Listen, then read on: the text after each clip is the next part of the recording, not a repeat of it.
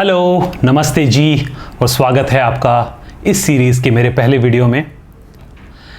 मेरा नाम है अमन गौड़ और इस सीरीज़ में हम बात करेंगे टेक्नोलॉजी के बारे में, वो भी सरल शब्दों में, सिंपल भाषा में, देसी भाषा में। अब अगर आजकल की बात करें तो जब भी आप अपने दोस्तों में होते हैं, फैमिली में होते हैं, तो एक टर्म का जिक्र बहुत ज़्यादा आता है। आपने ऐसे सुना होगा ना, उसके दोस्त ने बिटकॉइन में इन्वेस्ट किया, उसके पैसे 10 दिन में डबल हो गए, उसने इतने पैसे कमा लिए। वो उस बंदे ने इन्वेस्ट किया था, उसके पैसे इतने सारे डूब गए। क्योंकि कहीं ना कहीं हमारे रिलेशन में, हमारे फ्रेंड्स में लोग इस चीज़ से जुड़े हुए हैं।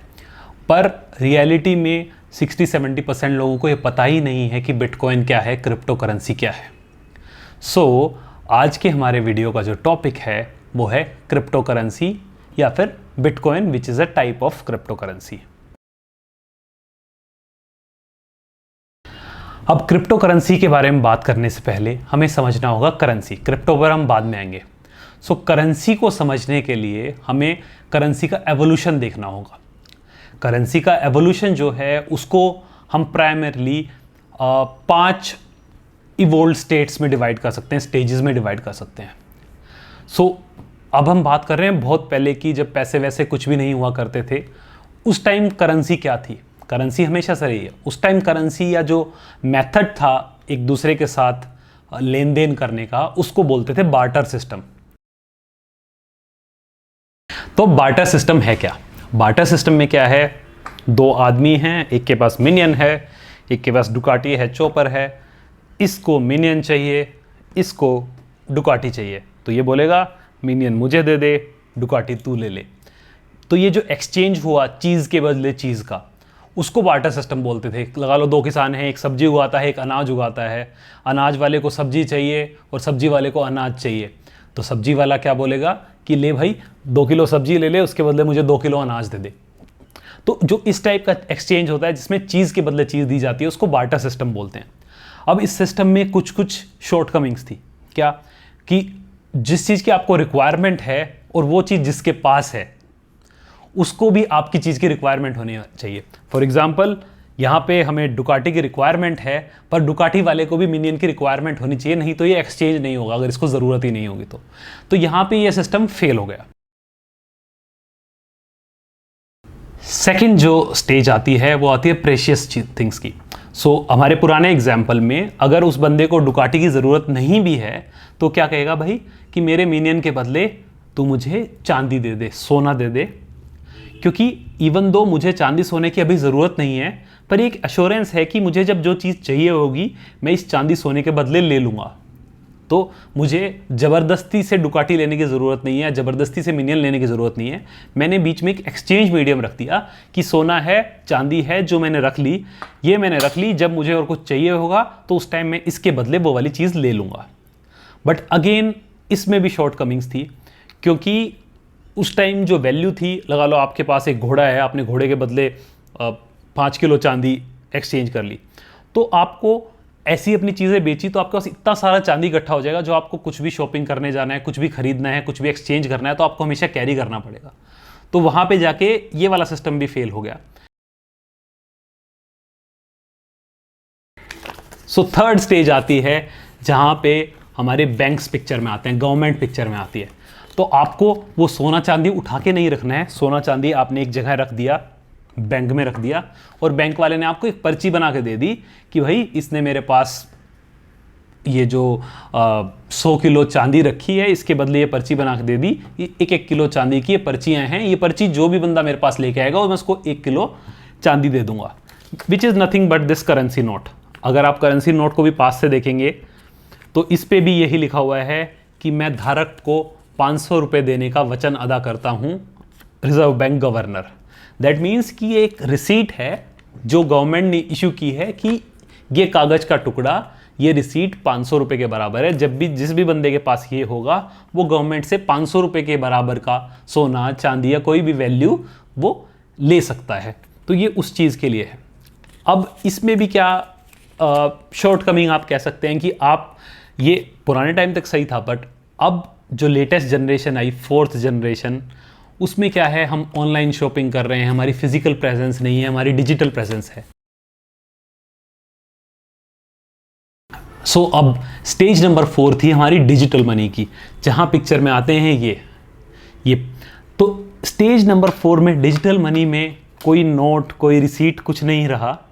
क्या है, मेरा पैसा एक बहुत बड़ी फाइल में, एक बहुत बड़ी एक्सेल में, एक बहुत बड़े बही खाते में एक नंबर है कि अमन के खाते में हैं 5,723 रुपये। तो 5723। रामलाल के खाते में हैं 8,900 रुपये, 8900। अमन ने रामलाल को 100 रुपये दिए, तो अमन के खाते में, बही खाते में 5923 में से 100 रुपये घटा दो और रामलाल के खाते में 100 रुपये जोड़ दो। सो असली में कोई नोट इधर से उधर नहीं गया, उधर से इधर नहीं गया। बस ये दो बैंकों के बीच की बात हुई कि हाँ भाई, इसके अकाउंट में ये एक वैल्यू ऐड कर दो, इसकी एक्सेल फाइल में एक वैल्यू ऐड कर दो, मैं यहाँ से घटा देता हूँ उनकी म्यूचुअल अंडरस्टैंडिंग के हिसाब से। सो ये आई हमारी डिजिटल करेंसी की बात। इसमें फ़ायदा क्या हुआ कि हम ऑनलाइन शॉपिंग करते हैं।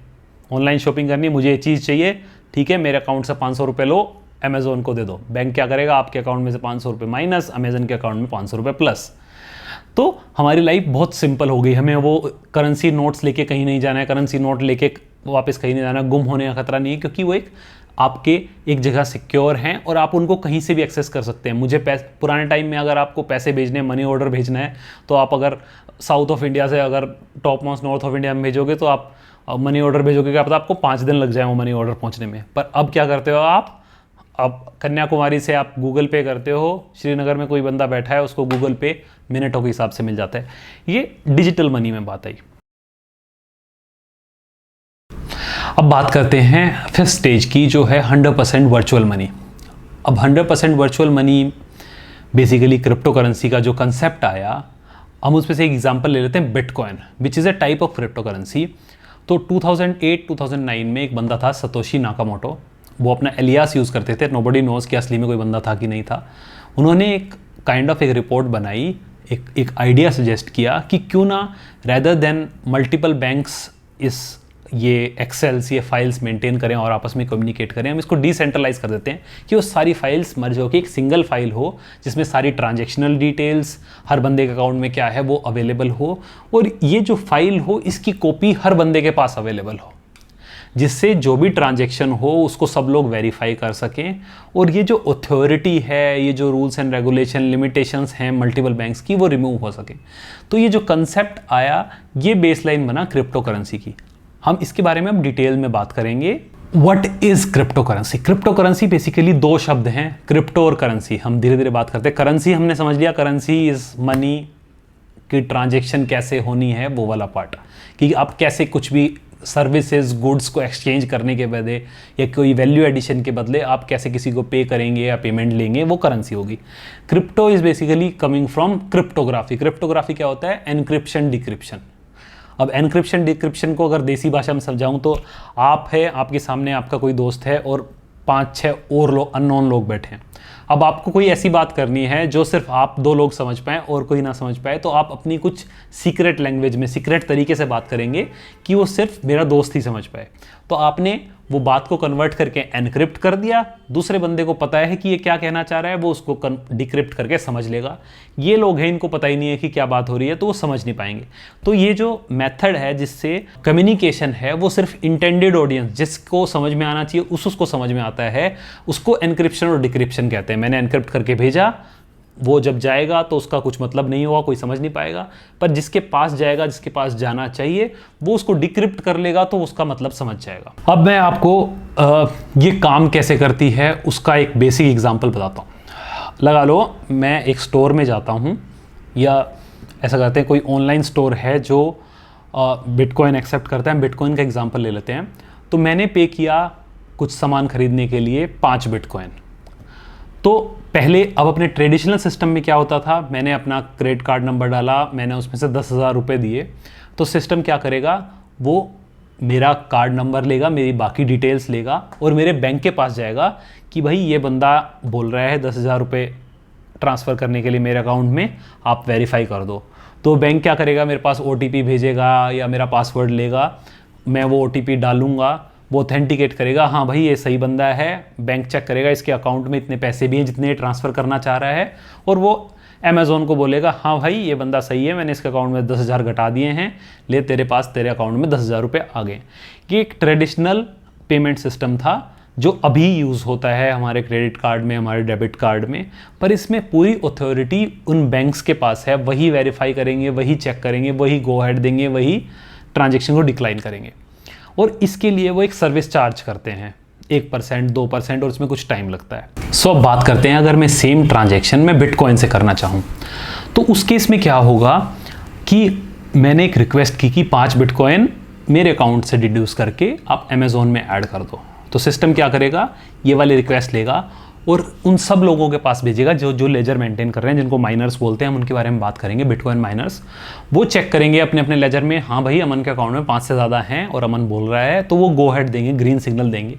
जब उनमें से मेजॉरिटी का ग्रीन सिग्नल आ जाएगा, सिस्टम कहेगा हाँ भाई सब लोगों ने वेरीफाई कर दिया है, ये ट्रांजेक्शन सक्सेसफुल है, तो वो सब लोगों को गो अहेड दे देगा कि हाँ गो अहेड विद दिस। तो सब लोग अपना इंडिविजुअल लेजर्स को अपडेट कर लेंगे कि हाँ भाई ठीक है 5-5 घटा लो अमन में से और अमेज़ोन में 5-5 ऐड कर लो, और उसको लॉक कर देंगे। तो इस केस में फ़ायदा क्या हुआ कि कोई बैंक नहीं है, सब जगह अपना यूनिकली सब ने अपना लेजर अपडेट कर लिया और सेकेंड ट्रांजेक्शन की तरफ मूव ऑन कर गए। अब इसको थोड़ा टेक्निकल तरीके से समझते हैं, डिटेल्ड वे में।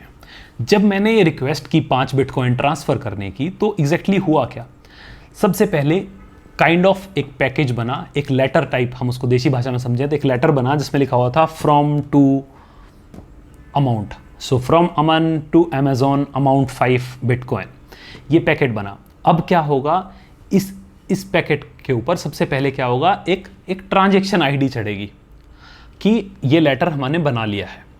और उस जो ट्रांजेक्शन आईडी चढ़ाने का एक प्रोसेस होता है उसको बोलते हैं हैशिंग, जिसमें बेसिकली इसको एनक्रिप्ट करेंगे और इसके ऊपर एक ट्रांजेक्शन आईडी चढ़ेगी। अगर जनरल भाषा में बात की जाए तो बिटकॉइन के केस में उसको SHA-256 एक एल्गोरिदम होती है, बहुत कॉम्प्लेक्स, आप स्क्रीन पे देख पा रहे होंगे कितनी कॉम्प्लेक्स है। इससे हम इसके अंदर हैशेस ऐड करते हैं। हैश क्या है, बेसिकली एक यूनिक ट्रांजेक्शन आईडी है। जब भी कोई भी रिक्वेस्ट बनेगी तो उसकी एक रिक्वेस्ट आईडी बनेगी जो एक टाइम पे एक ही होगी, उसके बाद कुछ भी चेंज होगा तो वो अपडेट हो जाएगी, जिसके बारे में अभी हम आगे बात करेंगे। जब ये हैशिंग एल्गोरिथम अपना काम कर लेगी तो इससे एक आउटपुट आएगी जो आएगी एनक्रिप्टेड। अब जो एनक्रिप्टेड आउटपुट आएगी उसके ऊपर मैं अपना एक डिजिटल सिग्नेचर करूंगा अपनी प्राइवेट की से। मतलब क्या कि जैसे हम कागज़ पे सिग्नेचर करते हैं जिससे कंफर्म हो सके कि ये लेटर हमने लिखा है, सिमिलरली डिजिटली मैं एक साइन करूंगा जिससे कंफर्म हो सके कि मैंने ये रिक्वेस्ट इनिशिएट की है। उसके बाद सिस्टम क्या करेगा, इस रिक्वेस्ट को उठाएगा और सब उन लोगों के पास भेज देगा जो इस प्रोसेस में एनरोल्ड हैं अपने अपने लेजर को अपडेट करने के लिए। जब उनके पास ये एनक्रिप्टेड ट्रांजेक्शन जाएगी, वो अपने अपने लेजर में चेक करेंगे ओके टू फ्रॉम वैल्यू है कि नहीं है, और वो वहाँ से एक ग्रीन लाइट देंगे कि ओके। जब वो majority of ledgers green light दे देंगे तो सिस्टम क्या करेगा, इस ट्रांजेक्शन को सक्सेसफुल डिक्लेयर करेगा और सब लेजर ओनर्स को, सब माइनर्स को बोलेगा कि आप अपने लेजर में इस ट्रांजेक्शन को कमिट कर लीजिए या अपडेट कर लीजिए अपना लेजर। वो लेजर अपडेट हो जाएगा और ये ट्रांजेक्शन कंप्लीट हो जाएगी। अब इसमें एक कंसेप्ट आया माइनिंग का। माइनिंग क्या है, बिटकॉइन माइनिंग भी आपने काफ़ी सुना होगा कि इतने लोगों ने ऐसे कंप्यूटर लगा रखे हैं बिटकॉइन माइन करते हैं। तो जो ये प्रोसेस था जिसमें हमने वो ट्रांजेक्शन सक्सेसफुल करी और फिर सब लोगों को कहा कि अपना अपना लेजर अपडेट कर लो, तो जितने भी लोग वो अपना एक इंडिविजुअल लेजर रखते हैं which is a copy of a single file, मतलब सब लोगों के पास जो लेजर है वो एक जैसी चीज़ है पर सब लोगों के पास मेंटेन है। तो जो ये प्रोसेस है इसको हम बिटकॉइन माइनिंग बोलते हैं। इसको माइनिंग क्यों बोलते हैं, माइनिंग यानी कुछ जनरेट करना, जैसे आप कोल माइन से माइन निकालते हैं। तो जो ये प्रोसेस था, जब हमने उनको अपडेट करने के लिए बोला उस लेजर को, जब वो अपडेट करते हैं तो ये वाला, अब ये अपडेट करने के लिए उनको अपने कंप्यूटर की पावर यूज़ करनी पड़ेगी, इलेक्ट्रिसिटी यूज़ होगी, उनका कुछ टाइम यूज़ होगा, सिस्टम जो ऑटोमेट। तो उसके अवज़ में ये सिस्टम उसके बदले आपको कुछ कंपनसेट करेगा कि आपने एक ट्रांजेक्शन अपडेट करी अपने लेजर में, मैं आपको 0.00001 बिटकॉइन आपको इनाम में देता हूँ पर ट्रांजेक्शन। सो इसमें हुआ क्या, जो पहले बैंक आपको एक ट्रांजेक्शन पे 2% चार्ज करता था, 1% चार्ज करता था कि 100 रुपये में 2 रुपये बैंक लेता था। अब रेदर देन बैंक को देने के, सिस्टम क्या कह रहा है कि भाई हम जो है 200 लोग चेक करेंगे, 100 लोग चेक करेंगे, मैं सबको 0.1 पैसा दूंगा। ठीक है। इससे फ़ायदा क्या हो रहा है कि हम एक बंदे को इतना ज़्यादा पैसा ट्रांसफ़र नहीं कर रहे हैं, हम उसके एक फ्रैक्शन ऑफ अमाउंट आपको एज ट्रांजेक्शन फीस लग रही है, ट्रांजेक्शन आपको काउंट हो रहा है, पर वो लोगों में ही आ रहा है। मतलब ट्रांजेक्शन आप कर रहे हो तो आप में से ही कुछ माइनर्स हैं जिनको वो पैसे मिल रहे हैं।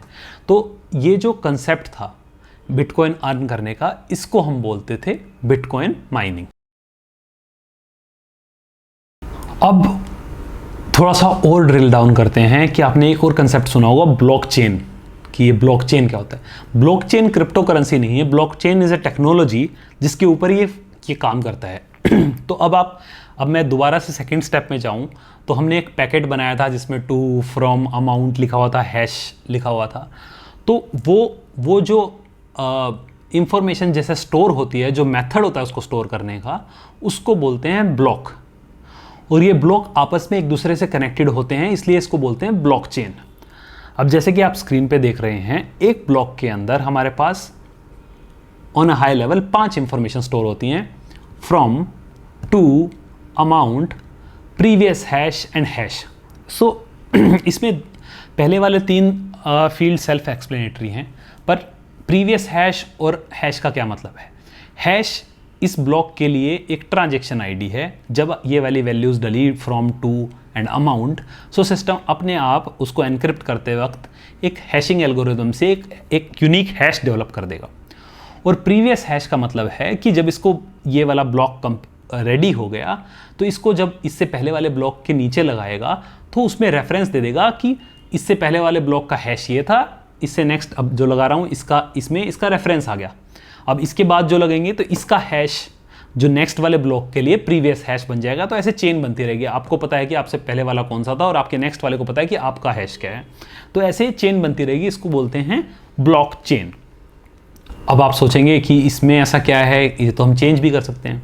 अब हम वो वाला कंसेप्ट लेते हैं कि भाई हैकर बैठा और उसने ब्लॉक को अपडेट करने की कोशिश करी। तो जो मैंने ट्रांजेक्शन 5 की करी थी, मैं चाहता हूं कि उसको मैं 2 बिटकॉइन कर दूं ताकि अमेज़ॉन के अकाउंट में 2 जाएं और मेरे अकाउंट में ज़्यादा दिखाए। तो जब भी मैं 2 को 5 या 5 को 2 करूंगा तो सिस्टम क्या करेगा, उसको दोबारा से एनक्रिप्ट करेगा और वो जो हैश है वो अपडेट हो जाएगा। तो अब आप देखेंगे कि जब हैश अपडेट हो गया तो जो पहले मेरा ब्लॉकचेन में लगा हुआ था, तो उसकी वजह से जो अब मेरा करंट हैश है वो नेक्स्ट ब्लॉक के प्रीवियस हैश से मैच नहीं करेगा, क्योंकि उसमें तो पुराने वाला हैश था।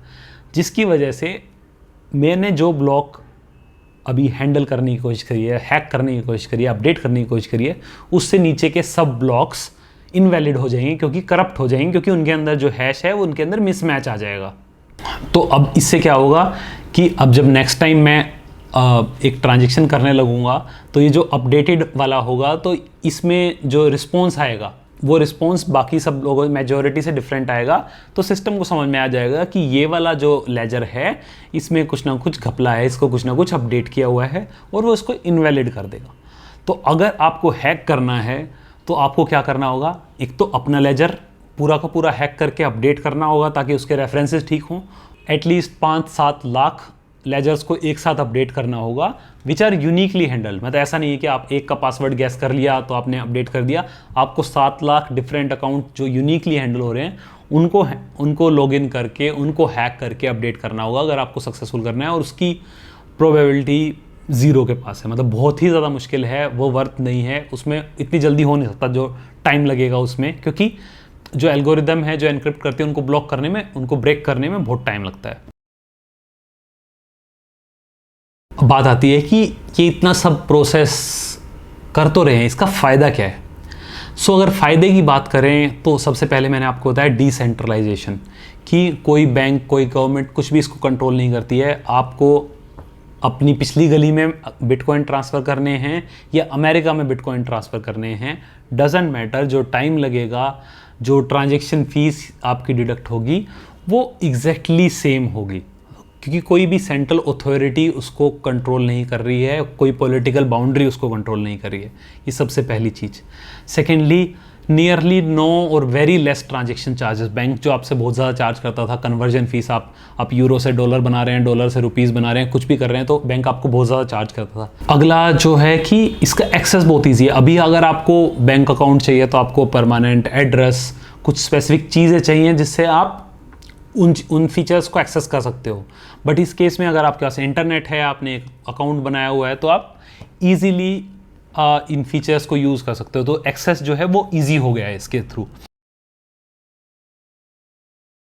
तो इशू, सबसे बड़ा इशू आता है वोलेटिलिटी, कि जो क्रिप्टो करेंसी है बहुत ज़्यादा वोलेटाइल है। आज 10,000 की है, कल 20,000 की है, फिर 12,000 की होगी, फिर 40,000 की होगी।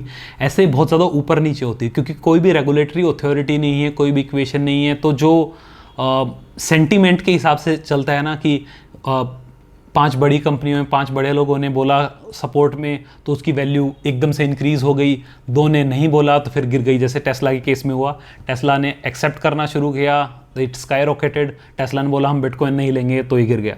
तो इसमें स्टेबिलिटी का इशू है। दूसरा इशू आता है यूसेज का, क्योंकि अभी के अगर हम करंटली बात करें तो अभी भी majority of business, majority of general things, वो लोग बिटकॉइन को एक्सेप्ट नहीं करते हैं। तो उसकी यूजेबिलिटी बहुत लिमिटेड जगहों पे अवेलेबल है। वो तीसरा जो कंसर्न जो टेस्ला ने अभी रेज़ किया था या बाकी लोग भी रेज़ कर रहे हैं, कि आपको ये समझना होगा कि जो काम एक बैंक कर रहा था कि आपने मैसेज भेजा, बैंक का एक सर्वर था, उसने चेक किया, OTP भेजा, अब हम वही प्रोसेस करने के लिए 5 लाख कंप्यूटर से एक ट्रांजैक्शन करा रहे हैं। मे बी वो उसके कंपैरेटिवली छोटे हों, बट सेम प्रोसेस बार बार करना पड़ रहा है हमें, सेम प्रोसेस रिडंडेंट है 5 लाख, 7 लाख, 8 लाख जगह। तो जो पर ट्रांजैक्शन एनर्जी कंजप्शन है वो बढ़ जाएगा, but obviously which is not good for environment, क्योंकि वो बिजली कहीं ना कहीं से प्रोड्यूस हो रही है, तो एनर्जी वेस्टेज हो रही है। जो काम एक बैंक का बड़ा सर्वर कर सकता था वैसा हम 7 लाख छोटे कंप्यूटर से करा रहे हैं जो ज़्यादा एनर्जी ले रहा है compare to a single server. So ऐसे कुछ कुछ कंसर्न हैं जिसकी वजह से लोग बैक एंड फोर्थ जा रहे हैं और सपोर्ट करते हैं, नहीं करते हैं, कंपनी सपोर्ट करती हैं, नहीं करती हैं। Basically crypto currency is legal but it's not a legal tender. अब इसमें डिफरेंस क्या है? पहले क्या था कि क्रिप्टो करेंसी या बिटकॉइन वगैरह के लिए गवर्नमेंट ने एक बैन लगा दिया था 2018 के आसपास, डेट मुझे कंफर्म नहीं है, कि आप क्रिप्टो करेंसी को यूज़ नहीं कर सकते हैं। और बैंक जो हैं उनको एक RBI ने एक रेगुलेशन दे दी थी कि आप क्रिप्टो करेंसी से रिलेटेड जो भी एक्सचेंज हैं उनको डील करना बंद कर दो। तो इस पे क्रिप्टो करेंसी एक्सचेंजेस, जो लोग बिटकॉइन में पैसा इन्वेस्ट कराते हैं, उन लोगों ने सुप्रीम कोर्ट में केस लड़ा और 2 साल लड़ने के बाद जो केस था उनके फेवर में आया कि अब वो जो क्रिप्टो करेंसी एक्सचेंजेस हैं वो बैंक के साथ कम्युनिकेट कर सकते हैं। तो अब इस नए रूल के हिसाब से क्या हुआ कि आप क्रिप्टो करेंसी में बिटकॉइन में इन्वेस्ट कर सकते हो, आप वो पैसे निकाल सकते हो, पर बिटकॉइन के बदले कुछ खरीद नहीं सकते। आप दुकान पे जाके ये नहीं कहोगे कि भाई ये वाली गाड़ी है, ले 3 बिटकॉइन मुझे गाड़ी दे दे। That is illegal. ये सेम है जैसे आप स्टॉक है, जैसे stock is legal but stock is not a legal tender. आप ऐसे नहीं बोल सकते कि लगा लो अमेज़ोन का अगर एक शेयर 2 लाख रुपए का है, मैं एग्जांपल ले रहा हूँ, तो आप 10 लाख की गाड़ी ले जाओ, आप बोलो कि मुझे गाड़ी दे दो और लो 5 स्टॉक। आप ऐसा नहीं कर सकते। आपको क्या करना पड़ेगा? अपने स्टॉक बेचो, उससे अपने मनी को लिक्विडेट करो, और आप जो ट्रांजैक्शन करोगे वो हमेशा आप मनी के रूप में करोगे। रुपीज़ के, इंडिया के केस की बात करें तो रुपीज़ के केस में करोगे। So crypto currency, stocks, these are not legal tenders but they are legal. So आप क्रिप्टो करेंसी में लीगली इन्वेस्ट कर सकते हो, बट उससे आप कुछ खरीद नहीं सकते जो शायद आप अमेरिका में कर सकते हो। अब लास्ट चीज़ ये, भाई बिटकॉइन दिखता कैसा है, कैसे स्टोर करते हैं, क्या होता है? तो क्रिप्टो करेंसी या बिटकॉइन की अगर हम बात करें तो वो 2 तरीके से स्टोर कर सकते हो। आप उसको एक पेन ड्राइव जैसी हार्ड की होती है, आप उसमें भी स्टोर कर सकते हो, जहाँ पे आपके पास एक हार्डवेयर होगा जिसमें आपके पास वो डिजिटल एसेट या आपके बिटकॉइंस या क्रिप्टो करेंसी होगी।